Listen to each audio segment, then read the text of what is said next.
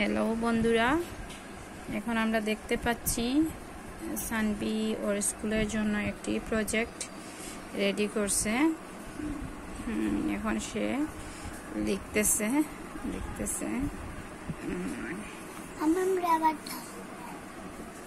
আবার একটা মিনিট, এইটা একটু মিস্টেক হয়েছে, সরি। ভিডিওটা আমরা যদি শুরু থেকে করতাম খুব ভালো হতো। ওর আঁকাটা যদি আমরা দেখতাম। ও এখন ওর নামটা লিখতেছে, আমরা দেখতে পাচ্ছি সানবি ওর নামটা লিখতেছে।